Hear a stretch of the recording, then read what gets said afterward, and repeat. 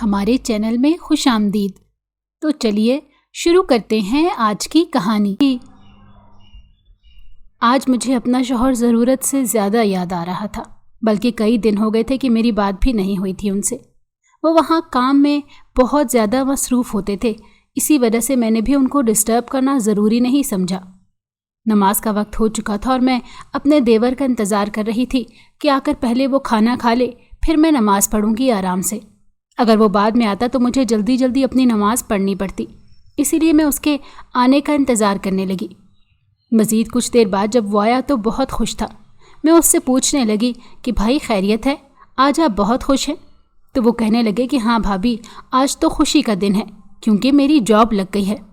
ان کی بات سن کر میں بھی خوش ہو گئی کیونکہ وہ بہت لمبے عرصے سے جاب ڈھونڈنے کی کوشش کر رہے تھے، اور پھر اب جب ان کو جاب مل گئی تھی تو خوشی کیوں نہ ہوتی۔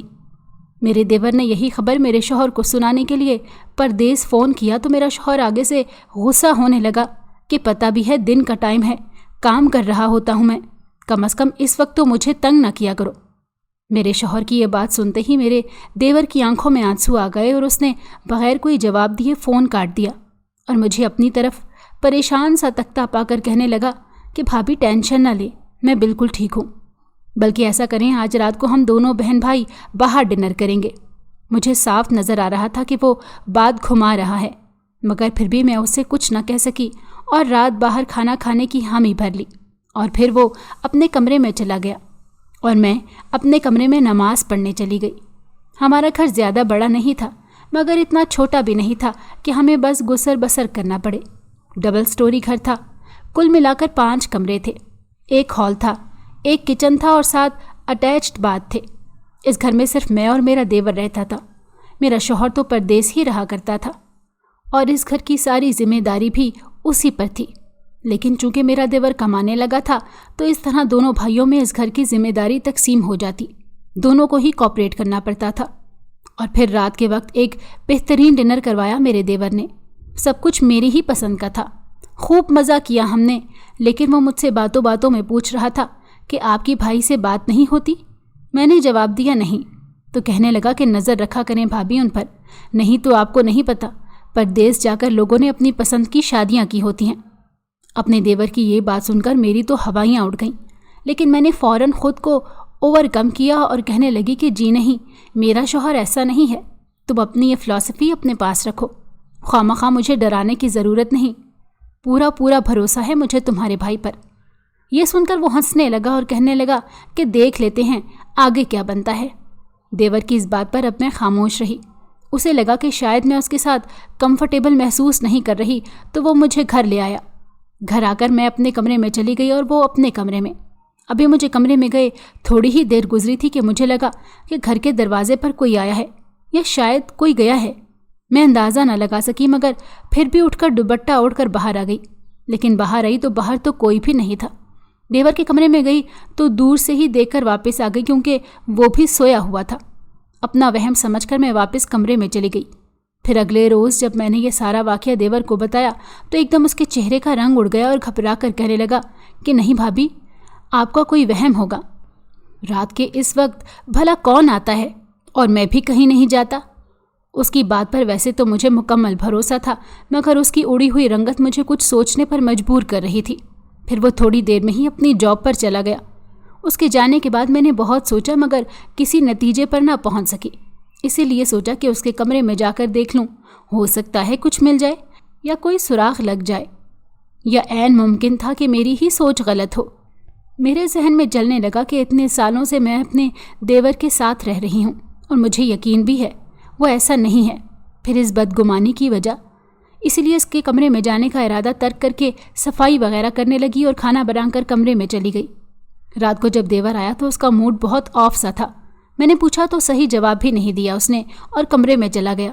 میں انتظار کرتی رہی کہ شاید کھانے کے لیے آ جائے مگر وہ نہیں آیا، حتیٰ کہ میں خود اسے کئی دفعہ بلا کر لائی تھی کہ باہر آ کر کھانا کھا لو مگر اس کے کمرے سے کوئی جواب نہ آتا۔ آج پہلی بار ہوا تھا کہ میرا دیور کمرہ لاک کر کے بیٹھا ہوا تھا، ورنہ آج سے پہلے کبھی ایسا نہیں آیا تھا۔ مجھے لگنے لگا کہ اب تو پکا دال میں کچھ کالا ہے، اور پھر میں کافی دیر انتظار کرنے کے بعد کھانا فریج میں رکھ کر واپس چلی گئی۔ रात फिर मुझे वही आवाज़ आई कि शायद कोई बाहर गया है या कोई दरवाजे के साथ लगा है, मगर अब की बार मैं इग्नोर करके सो गई। अगले रोज़ मेरा देवर मुझे बताए बगैर ही काम पर चला गया था। मुझे बहुत टेंशन होने लगी थी क्योंकि उसने कल से कुछ नहीं खाया था। मैंने फ़ौरन अपने शौहर को कॉल की और उसे सारी कार्रवाई बताने लगी, जिसके जवाब में उसने बस इतना ही कहा कि तुम टेंशन ना लो, मैं उससे बात कर लेता हूँ। और फिर कुछ देर बाद मैं अपने देवर के कमरे में गई सफाई वगैरह करने के लिए, तो मुझे लगा कि शायद आज मुझे चेकिंग कर लेनी चाहिए कि किस वजह से वो परेशान है। और फिर पूरा कमरा तलाशने के बाद जब मैंने उसकी अलमारी खोली तो सामने पड़ी चीज़ देखकर मैं दंग रह गई और तस्वीर लेकर कमरे से बाहर चली गई और फिर वही तस्वीर अपने शौहर को भेजी और दिखाया कि देखें आपका भाई किन चक्करों में पड़ चुका है। ये देखते ही मेरे शौहर ने मुझे दोबारा कॉल की और कहने लगा, क्या वाकई ये इसके पास पड़ा था? तो मैं कहने लगी कि क्या आपको मुझ पर यकीन नहीं? तो वो कहने लगे कि बस अब मैं खुद इस मसले को देख लूँगा, तुमने उससे कोई बात नहीं करनी इस मुतल्लिक। जिसके जवाब में मैंने अच्छा कहकर फ़ोन काट दिया। रात जब देवर घर आया तो वो बहुत गुस्से में था और कहने लगा कि आपने भाई को मेरी शिकायत क्यों लगाई। पहले तो मुझे समझ ना आया कि वो कौन सी शिकायत की बात कर रहा है, मगर फिर उसने खुद ही मामला आसान कर दिया और कहने लगा कि अगर मैंने खाना नहीं खा रहा था तो मर तो नहीं गया था ना, खा ही लेना था मैंने। कुछ अपनी पर्सनल परेशानियां भी होती हैं, मगर आप खैर छोड़े, खाना लगा दे, मैं फ़्रेश होकर खाऊंगा। और फिर वो कुछ ही देर में फ़्रेश होकर मेरे सामने आकर बैठ गया और खाना खाने लगा। फिर उस वक्त मैंने बात खुद शुरू की और कहने लगी कि देखो तुम मेरे भाई हो, 2 दिन से तुमने कुछ खाया नहीं, बाहर जिस लिहाज से गर्मी पड़ रही है, अगर इस तपिश से तुम बेहोश हो जाओ या सर चकराए कुछ भी हो जाए तो मुझे दुख होगा ना। क्या तुम मुझे अपनी बहन नहीं मानते? तो वो फ़ौरन कहने लगा कि नहीं भाभी, मैं बस थोड़ा परेशान था, आप मुझे माफ़ कर दें, आइंदा वक्त पर खाना खाया करूँगा और आपकी हर बात माना करूँगा। और फिर हम लोग खुशी खुशी बातचीत करते हुए खाना खाने लगे। अगले 2 दिन तक सब कुछ ऐसा ही चलता रहा, मगर तीसरे दिन अचानक रात के खाने के बाद मेरी तबीयत ख़राब हो गई। मैंने अपने देवर को बताया तो वो फ़ौरन मेरे लिए दवाई लेने चला गया और फिर कुछ देर बाद जब वो दवाई लाया तो उस दवाई को खाते ही, मेरा नाम अनीला है और मैं नॉर्मल घराने से ताल्लुक़ रखती थी, बल्कि नहीं, ये कहना गलत ना होगा कि मैं अपने अम्मी अब्बू की इकलौती औलाद थी और उनकी वफ़ात के बाद अपने ताया के साथ रहती थी और उनके लिए मैं शायद बोझ थी। हत्ता कि वो अच्छा भला कमाते थे, लेकिन उनकी कमाई उनकी औलाद तक के लिए ही महफूज थी। इसीलिए उन्होंने मेरी ग्रेजुएशन मुकम्मल होते ही मेरी शादी करा दी। मेरे पास इनकार का कोई जवाज़ ना था। अगर माँ बाप होते तो ऐसा लाड उठाते, अच्छे भी लगते, मगर मेरे ताया, उन्होंने तो मुझे कभी अपना खून समझा ही नहीं। उनकी भी 2 बेटियां और 1 बेटा था। बेटे की गंदी नज़रें मुझ पर थी। शायद इसी वजह से उन्होंने मुझे अपने बेटे से बचाने के लिए शादी करवा के रुखसत कर दिया था। मैं कोई अंदाज़ा ना लगा सकी। खैर चंद महीनों बाद मेरी शादी हो गई। शादी के बाद मेरी सास मेरा बहुत ख्याल रखती। मुझे लगने लगा कि मेरी महरूमियों का अजाला हो गया है। अल्लाह ने एक माँ लेकर एक दे दी है। और तो और मुझे देवर की शक्ल में बेहतरीन भाई भी मिल गया था और मेरा शौहर भी मुझसे बहुत मोहब्बत करता था। मगर वक्त गुजरने के साथ साथ मेरी सास बीमार रहने लगी और फिर मेरी दूसरी माँ भी इस दुनिया से चली गई। सास की वफ़ात के बाद मेरे शौहर का काम ठप होने लगा। वो हर वक्त परेशान रहता कि मैं अब क्या करूं, क्योंकि उस पर घर की जिम्मेदारी भी थी और उसने अपने भाई को पढ़ाना भी था। एक घर और हमारा था जिसको मेरी सास ने किराए पर दिया हुआ था और हर माह उधर से हमें किराया आता था और ज़िंदगी आसानी से गुजर रही थी। मगर एक दिन मेरा शौहर दोस्तों के साथ वक्त गुजार कर घर आया तो कहने लगा कि मेरे दोस्त मुझे अपने बलबोते पर दूसरे मुल्क भेजना चाहते हैं ताकि मैं वहाँ जाकर अच्छा कमा कर अपना फ्यूचर सिक्योर करूँ। वैसे भी अब यहाँ की कमाई में बरकत नहीं रही। पहले तो मेरा दिल बहुत डरा कि एकदम से बाहर जाना है, मैं कैसे देखती अकेले घर को। भला देवर पढ़ाई में मशगूल रहता था और सास तो थी नहीं अब। मगर फिर बहुत सोचने के बाद मुझे अपने शौहर का ये फ़ैसला काफ़ी अच्छा लगा, क्योंकि वाकई यहाँ की कमाई में बरकत ना थी। इसलिए मैंने उसे जाने की इजाज़त दे दी। चंद ही दिनों में उसने अपना पासपोर्ट बनवाकर वीज़े के लिए अप्लाई कर दिया और खुशकिस्मती से उसका वीज़ा लग भी गया। इस तरह मज़ीद 1-1.5 माह के अंदर अंदर वो परदेश चला गया। उसके जाने के बाद काफ़ी अरसा तो मैं घर संभालने में ही लगी रही, मगर मुझे एहसास होता कि वाकई जो काम मर्द कर सकते हैं वो मर्द पर ही अच्छे लगते हैं। इसीलिए मैंने अपने देवर को भी अपनी मदद के लिए लगाया, यानी बाहर के सारे काम वो करता और घर के सारे काम मैं करती। लेकिन मैं कोशिश करती थी कि इसे बर्डनाइज ना करूं, कि वो अपनी पढ़ाई पर भी ध्यान दे सके। मेरे शौहर ने परदेश जाकर मुझसे राब्ते कम कर दिए थे। रह सहकर दिन में तो अपना ध्यान बटा लेती थी मैं इधर उधर के काम करके, मगर रातों को मुझे उसकी बहुत याद आती थी। मैं जब भी कॉल्स करती तो वो यही कहते कि मैं मसरूफ़ हूँ, बाद में कॉल करूँगा। मुझे समझ नहीं आती थी कि कैसी मसरूफ़ियत है, मगर फिर भी मुझे यकीन करना पड़ता क्योंकि मैं वाकई हक़ाइक़ नहीं जानती थी। और फिर ऐसे ही हमारा वक्त गुजरे जा रहा था और देखते ही देखते मेरे शौहर को परदेश गए 1 साल हो गया था और मेरे देवर की पढ़ाई भी मुकम्मल हो गई थी। वो मेरा बहुत ख्याल रखता था, मुझे अपनी बहन मानता था, बहुत इज़्ज़त देता था, लेकिन अक्सर औक़ात वो मेरे शौहर के मुतल्लिक ऐसी बात कर जाता कि मैं परेशान हो जाती कि कहीं ये सब सच तो नहीं है। मगर मैं ऊपर की ऊपर से उसको टाल देती कि नहीं जी, मेरी तुम्हारे भाई से बात होती है और वो ऐसे बिल्कुल नहीं है। मगर अंदर ही अंदर मुझे भी ये खदशात रहने लगे थे कि कहीं वाकई उन्होंने जाकर दूसरी शादी तो नहीं की जो इस तरह मुझे और अपने भाई को इग्नोर करते हैं। क्योंकि ये भी सच था कि मेरा शौहर जब भी अपने भाई से बात करता था गुस्से में ही करता था। मुझे अपने देवर को देखकर भी दुख होता था, मगर मैं कुछ नहीं कह सकती थी। ये दोनों भाइयों का मामला था। और फिर मेरे देवर ने अपने लिए जॉब ढूंढनी शुरू कर दी और वक्त गुजरने के साथ साथ उसे एक बेहतरीन जॉब मिल गई। अब वो भी घर के अखराजात में अपने भाई की मदद किया करता था। लेकिन कुछ वक्त बाद मैंने महसूस किया कि मेरे देवर का रवैया काफ़ी हद तक बदल गया था। वो छुपता था मुझसे, हत्ता कि मुझे उसकी हरकतें मशकूक लगने लगीं। लेकिन मैंने ये जब अपने शौहर को बताया तो वो बिल्कुल न माने और कहने लगे कि तुम्हारा वहम होगा।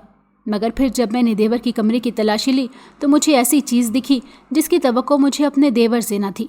और फिर जब अपने शौहर को बताया तो वो गुस्सा करने लगे कि मुझे यकीन नहीं आता मेरा भाई ये सब करने लगा है, और कहने लगे कि मैं इससे खुद बात कर लूँगा, तुमने कोई बात नहीं करनी, हो सकता है कि उसे अच्छा न लगे। मैं उनकी बात समझ गई थी और वैसे ही नॉर्मल अंदाज में उसके साथ रहने लगी। मगर फिर एक दिन ऐसे ही मेरी रात के वक्त तबीयत ख़राब हो गई। मेरा देवर डर गया और फ़ौरन बाहर भागा दवाई के लिए।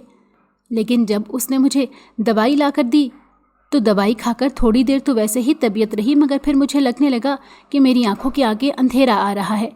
लेकिन मैं इग्नोर करती रही। ऐन उसी वक्त मेरा शौहर घर आ गया और आकर कहने लगा कि सरप्राइज़। मैं अपने शौहर को देखकर बहुत खुश हुई। मेरे शौहर को देखकर मेरा देवर उससे मिलने की बजाय फ़ौरन घर से बाहर चला गया। मैं कुछ सोचने समझने की कंडीशन में न थी। जैसे ही मेरा शौहर मेरी तरफ आया तो मेरा दिमाग सुन्न होने लगा, खांसी आने लग गई और ऐसे लगने लगा कि मेरा सांस बंद हो रहा है। मेरे गले में कुछ होने लगा था। मेरे शौहर को कुछ शक पड़ा तो वो मुझे फ़ौरन अस्पताल लेकर भागा। अभी हम रास्ते में ही थे कि मेरी आंखें बंद होने लगी। मुझे लगा कि ये ज़िंदगी में आखिरी बार था जब मैंने अपने शौहर को देखा था। शायद अल्लाह ने इसीलिए मेरे शौहर को वापस घर भेजा था कि जाकर अपनी बीवी को आखिरी बार देख लो। तरह तरह के ख़यालात मेरे जहन में आने लगे। मैं पूरी कोशिश कर रही थी कि मैं आंखें बंद ना करूं, मगर वक्त और हालात के आगे कौन कुछ कर सकता है। ऐन उस वक्त मेरी आंखें बंद हो गईं। शायद हमेशा के लिए बंद हुई थी या कुछ अरसे के लिए, ये कोई नहीं जानता था।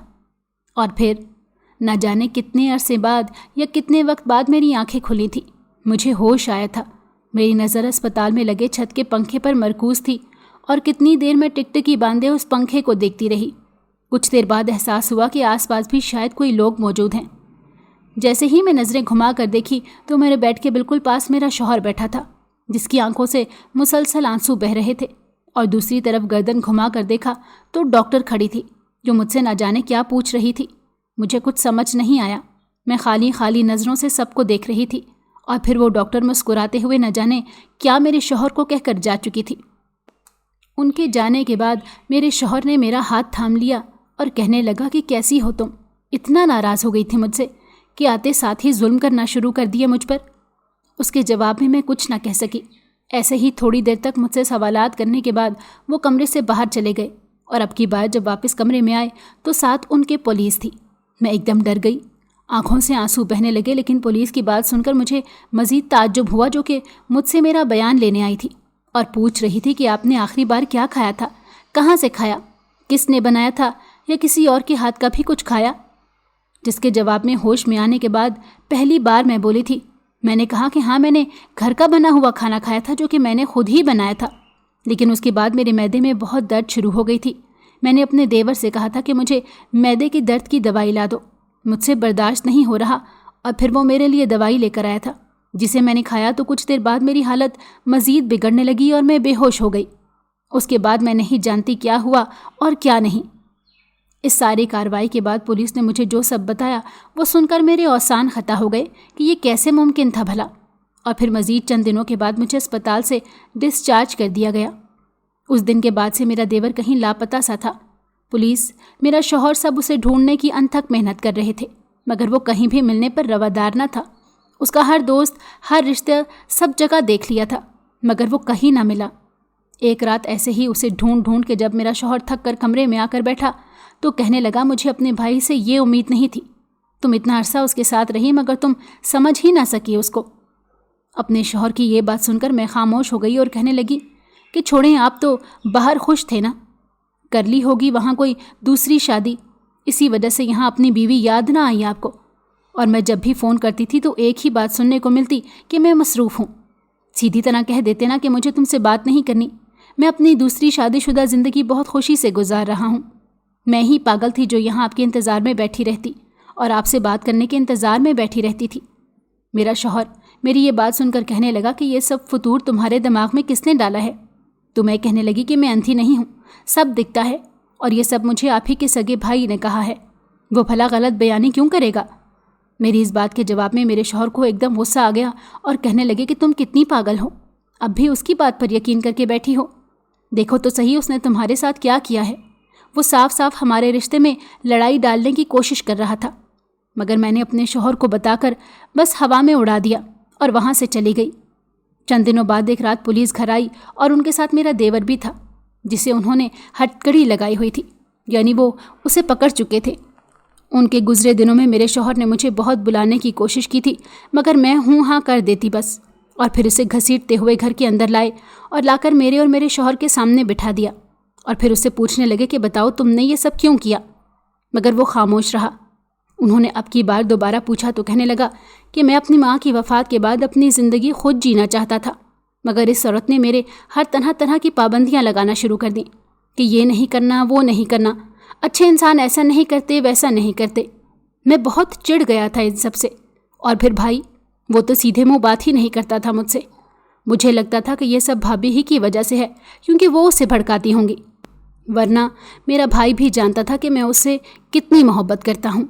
मगर अब वो बुलाने पर रवादार ना था, इसलिए मैंने भाभी के दिल में भाई के लिए तरह तरह की गलत बातें डालना शुरू कर दी ताकि वो उससे बदजन हो जाए और ना ही उससे बात किया करे, मगर फिर भी वो सारी बातें उसे बताती। कभी कभार तो ऐसा होता कि मेरा भाई स्पेशल बाहर से कॉल करके मुझे डांटता। मैं उन सब की वजह से बहुत स्ट्रेस में रहने लग गया था। फिर मुझे मेरे दोस्तों ने राय दी कि सिगरेट पिया करो, सारी टेंशन ख़त्म हो जाएगी। पहले तो मैं इनकार करता रहा, मगर फिर बाद में आहिस्ता आहिस्ता जब मैं सिगरेट पीने लगा तो मुझे लगा कि वाकई ये तो बहुत अच्छी चीज़ है। उस वक्त मैं नहीं जानता था कि ये सब मेरी जान को पड़ जाएगा, मगर खैर ऐसे ही वक्त गुजरा जा रहा था। एक दिन मेरी भाभी ने मेरी अलमारी में उसकी डब्बी देकर भाई को फ़ोन कर दिया, और फिर भाई ने परदेश से फ़ोन करके मुझे इतना जलील किया कि मैं बता भी नहीं सकता। इसलिए मैंने सोच लिया था कि मैं भाभी से इस बात का बदला ज़रूर लूँगा, लेकिन उसी वक्त बदला लेना मौसर न था। अगर ऐसा होता तो सीधा सीधा सबका शक मुझ पर जाता।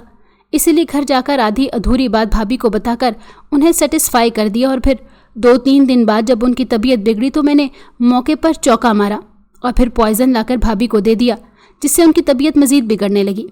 मगर ऐन उस वक्त भाई आ गए और मेरे प्लान पर पानी फिर गया। मुझे यकीन था कि वो बात की तह तक ज़रूर पहुँचेंगे, इसीलिए मैं फ़ौरन वहाँ से भाग गया और वहाँ से जाकर मैंने अपने एक दोस्त के घर रहने लगा। मगर सिगरेट पीने की वजह से मेरी तबीयत बहुत ज़्यादा बिगड़ने लगी, हत्ता कि जब मुझे मेरा दोस्त डॉक्टर पर लेकर गया तो वो कहने लगे कि इनको लिंक्स कैंसर हो गया है और इन सब ने अंदरूनी हिस्से पर बहुत अफेक्ट किया है, इसलिए शायद मुमकिन ना हो कि ये बच सकें। और फिर मेरा दोस्त मुझे इधर ही छोड़कर चला गया। मेरे पास कहीं जाने का रास्ता न था और मैं ये भी जानता था कि भाई और पुलिस मुझे जगह जगह ढूंढ रहे हैं, इसीलिए मैंने खुद आकर आसानी से अपने आप को पकड़वा दिया उन्हें। हो सके तो भाई भाभी मुझे माफ़ कर दीजिएगा।